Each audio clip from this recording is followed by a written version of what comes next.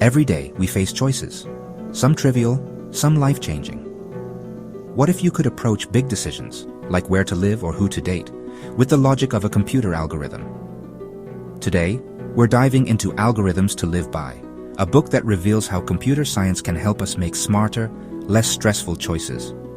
These aren't about turning us into robots, but about using proven strategies to cut through the chaos of decision-making. Let's explore some of the most practical, game-changing ideas you can use right now. Let's start with a classic dilemma. When do you stop searching and finally choose?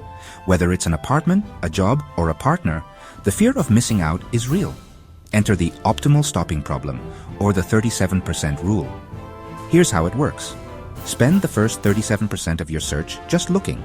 No commitments, just learning what's out there. After that, pick the next option that's better than anything you've seen so far. For example, if you're viewing 100 apartments, look at the first 37, then take the next one that tops them all.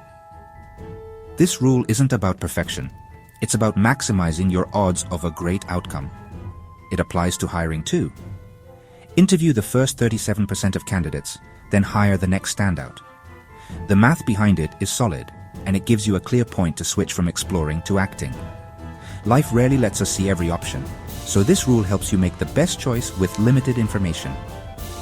Sure, you might miss a unicorn in the first batch, but statistically, you're giving yourself the best shot. Next time you're faced with a series of choices, apartments, jobs, even restaurants, remember the 37% rule. It's a mental model for knowing when to stop searching and start living. No more endless second guessing. It's not foolproof, but it's the closest thing to a winning formula for real-world decisions. So when you're stuck in decision paralysis, let the algorithm decide when it's time to leap. It's simple, practical, and surprisingly liberating. Try it out. You might just find the one. And if not, at least you'll know you played the odds right. Now, let's talk about organization, especially digital clutter. We obsess over perfectly sorted files and emails, but computers show us that good enough can be more efficient. Algorithms like least recently used, LRU, and most frequently used, MFU, help computers decide what to keep handy and what to archive. Think of your desk. The papers you use most stay on top, the rest get filed away. The same goes for your digital life. Do you really need a perfectly organized inbox, or just a fast search bar? The time spent on perfect order often outweighs the benefit. Embrace a bit of messiness if you can find what you need quickly. For most of us, a simple search beats endless sorting. The key is balancing organization with practicality. Don't waste hours filing what you can find in seconds. Computers don't. Why should you? Sometimes letting things pile up is fine if you have a good way to retrieve them. The takeaway: focus on what's useful, not what's perfect. Save your energy for what matters. Good enough is often the smartest algorithm.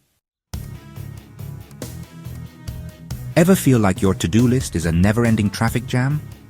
That's queuing theory in action, the science of waiting in line. If you're always at full capacity, even tiny interruptions cause chaos.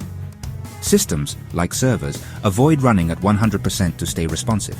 You should too. Build buffer time into your schedule. Don't pack every minute. When you switch tasks constantly, you lose time and focus, just like a computer bogged down by too many programs. Batch similar tasks together to minimize context switching. Answer emails at set times instead of every notification. Delegate or distribute tasks when possible. Think load balancing. Remember, being busy isn't the same as being productive. A packed schedule looks impressive, but it's a recipe for stress. Leave room for the unexpected. The best systems and people work smarter, not harder. Design your day with Slack and you'll flow, not jam. Queuing theory isn't just for engineers, it's your secret weapon against overwhelm. Try it and watch your productivity soar. Here's a familiar choice. Stick with your favorite restaurant or try something new. This is the explore-exploit dilemma. Do you play it safe or take a risk for something better? If you always exploit, life gets predictable. If you always explore, you never settle. The trick? Balance depends on your timeline. Lots of time ahead? Explore early, find new favorites. Short on time? Exploit. Enjoy what you know is good. Early in a new city, try everything. Nearing a deadline, stick with the sure thing. This applies to food, music, careers, almost anything. Start with exploration, then shift to exploitation as time runs out. It's a dynamic strategy that keeps life interesting and rewarding. Use this mental model to guide your choices, big and small. Sometimes, the best algorithm is knowing when to try new things and when to savor what you love. We think forgetting is a flaw, but it's actually a feature, just like in computers. Your brain, like a computer's cache, can't store everything forever. Forgetting helps filter out noise and makes room for what matters. The least recently used, LRU principle applies. We forget what we haven't used in a while. This isn't a bug, it's efficient. Spaced repetition, reviewing info just as you're about to forget, hacks the system for better learning. Don't beat yourself up for forgetting, it's how your brain stays agile. Focus on remembering what's important, not everything. Use tools and techniques that work with your memory, not against it. Forgetting helps us generalize, adapt, and learn. Embrace it as a smart feature, not a failure. Upgrade your memory with the right algorithms.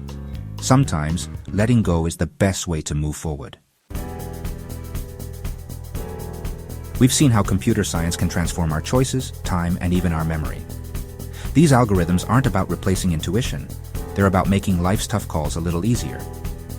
Algorithms to Live By shows that thinking logically can bring more confidence and less stress. Embrace uncertainty, let go of perfection, and remember, your brain is already an algorithm. Upgrade it with these tools and see what changes. If you found this helpful, like, subscribe, and share. Which algorithm will you try first?